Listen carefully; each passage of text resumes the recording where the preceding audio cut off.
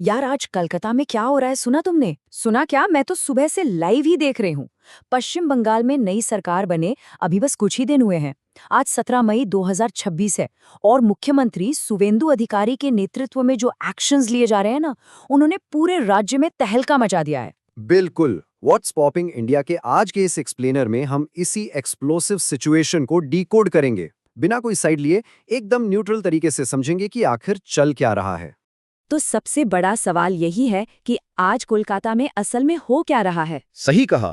मतलब अचानक से सड़कों पर बुलडोजर, फिर हिंसक प्रोटेस्ट और फिर सीधे हाई कोर्ट की एंट्री। ये सब अलग अलग घटनाएं नहीं हैं। एकदम, ये सब एक दूसरे से कनेक्टेड हैं, एक चेन रिएक्शन की तरह। तो चलिए इस पूरी कहानी को बिल्कुल शुरू से समझते हैं। तो इस पूरे विवाद की जो चिंगारी है ना, वो भड़की है तिलजला से। हाँ, तिलजला और तोपसिया, ये वो इलाके हैं जहाँ से ये पूरी जमीनी अशांति, जिसे हम ग्राउंड जीरो कह सकते हैं, शुरू हुई।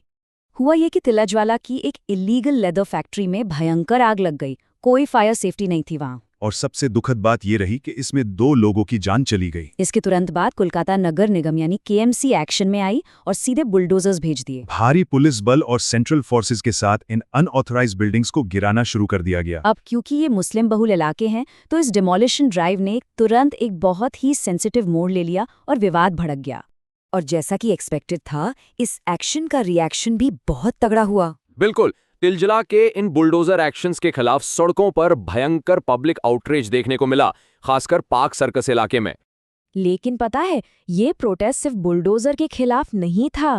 तिलजला वाली घटना तो बस एक ट्रिगर थी। सही कह रही हो। इसके साथ ही सड़क किनारे नमाज पढ़ने पर कथित रिस्ट्रिक्शंस और लाउडस्पीकर्स को लेकर जो नए स्टेट वाइड रूल्स आए हैं ना, उन सब ने मिलकर आग में घी का काम किया। ये एक कंबाइंड रिएक्शन था जिसने लोगों के गुस्से को सड़कों पर ला दिया। और ये गुस्सा शांतिपूर्ण नहीं था। पार्क सर्कस के 7 पॉइंट क्रॉसिंग पर जो हुआ वो डराने वाला था। हाँ, भयंकर पथराव हुआ, गाड़ियों में तोड़फोड़ की गई। सिचुएशन इतनी बिगड़ गई कि 3 से ज्यादा पुलिस वाले बुरी तरह घायल हो गए। भीड़ को कंट्रोल करने के लिए पुलिस को आखिर में लाठीचार्ज करना ही पड़ा।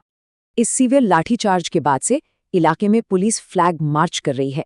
हर तरफ भारी पुलिस डिप्लॉयमेंट है। एक अजीब सी टेंशन वाली शांति है वहाँ। अगर आप एबीपी आनंदा या इंडिया टुडे जैसे चैनल्स देखो, तो वहाँ चल रहे लाइव क्लिप्स साफ बता रहे हैं कि ये स्थिति अभी भी कितनी वोलेटाइल है। पूरा शहर मानो तनाव के साये में है। लेकिन फिर इस पूरी कहानी में एक बड़ा ट्विस्ट आता है, जिसे हम रेफरी की एंट्री कह सकते हैं। कलकत्ता हाईकोर्ट ने इस तेजी से बढ़ते बुलडोजर ड्राइव पर अचानक ब्रेक लगा दिया। एग्जैक्टली। कोर्ट ने तिलजला और बाकी डेमोलिशंस पर एक अंतरिम रोक यानी स्टे लगा दिया है। कोर्ट का साफ कहना है कि प्रोसेस फॉलो होनी चाहिए। 22 मई के आसपास जो सुनवाई होगी, उससे पहले कोई इलीगल एक्शन नहीं होगा। सिर्फ वही स्ट्रक्चर्स हटाए जा सकते हैं जो सच में खतरनाक या अनस्टेबल हैं, और वो भी पूरी कानूनी प्रक्रिया का पालन करने के बाद ही। अब इस पूरे मुद्दे पर 2 बिल्कुल अलग नजरिए बन गए हैं। एक तरफ है बुलडोजर न्याय का सपोर्ट, जिनका मानना है कि आग जैसी घटनाओं से बचने के लिए इलीगल और अनसेफ बिल्डिंग्स को हटाना बहुत जरूरी है।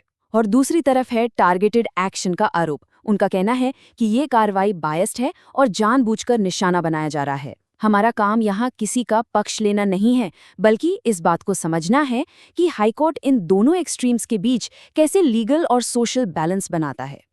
तो सड़क और कोर्ट के इस ड्रामे से थोड़ा जूम आउट करते हैं। हाँ, क्योंकि बात सिर्फ एक डिमोलिशन की नहीं है। नई सरकार ने अपने शुरुआती कुछ ही दिनों में जो मैक्रो लेवल पॉलिसी डिसीजंस लिए हैं, वो बहुत कुछ बयां करते हैं। बिल्कुल, ये नई सरकार बहुत अग्रेसिव स्टार्ट कर रही है। देखिए, 2024 के आरजी करी केस से जुड़े 3 सीनियर आईपीएस ऑफिसर्स को सस्पेंड कर दिया गया है। इसके अलावा सभी स्कूलों में वंदे मातरम गाना मैंडेटरी कर दिया गया है। लाउड स्पीकर्स पर सख्त रूल्स लागू हो गए हैं। सिंडिकेट्स और इलीगल एक्टिविटीज पर स्टेट वाइड क्रैकडाउन चालू है। और सबसे बड़ी बात, लीडर्स के बयान आ रहे हैं कि बुलडोजर तो पूरे बंगाल में चलेगा। मतलब जो लोग इस सरकार के सपोर्टर हैं, उनके लिए ये बहुत बड़ी राहत है, लेकिन विरोधियों के मन में इसने गहरा डर पैदा कर दिया है। अब इन पॉलिसीज से हटकर बंगाल की उस ओवरऑल पॉलिटिकल पिक्चर की बात करते हैं जो बहुत तेजी से बदल रही है। क्योंकि सत्ता परिवर्तन के बाद का जो माहौल है वो काफी अस्थिर बना हुआ है। इलेक्शन के बाद की हिंसा अभी भी थमी नहीं है। पॉलिटिकल क्लैश, एफआईआर, गिरफ्तारियां, ये सब लगातार चल रहा है। और इसमें सबसे शॉकिंग था मुख्यमंत्री के करीबी सहयोगी चंद्रनाथ रथ का मर्डर। ऑफिसों पर हमले हो रहे हैं। ये साफ दिखाता है कि बंगाल की राजनीति अभी भी कितने तनाव के दौर से गुजर रही है और शांति बनाए रखना कितनी बड़ी चुनौती है। और इन सब के बीच ममता बनर्जी की टीएमसी क्या कर रही है? 15 साल तक पावर में रहने के बाद टीएमसी अब अचानक ऑपोजिशन में है और ये ट्रांजिशन कभी आसान नहीं होता। लेकिन उन्होंने हार मानने के बजाय एक मजबूत विपक्षी ताकत के रूप में खुद को रिबिल्ड करना शुरू कर दिया है। राज्य की राजनीति में अब विपक्ष का रोल बहुत क्रूशल होने वाला है। तो फाइनली इस एक्सप्लेनर को यहीं रैप अप करते हैं। एक सवाल जो हम सबको सोचना चाहिए, इस नई सरकार के इन अग्रेसिव पहले कदमों का बंगाल के फ्यूचर पर लॉन्ग टर्म इम्पैक्ट क्या होगा? क्या ये राज्य में एक नया अनुशासन लाएगा या फिर इस पोलराइजेशन और विरोध को और बढ़ाएगा? ये सही है या गलत, ये तो वक्त ही बताएगा। लेकिन एक बात तय है, बंगाल का ये पॉलिटिकल ट्रांजिशन बहुत दिलचस्प है। एकदम।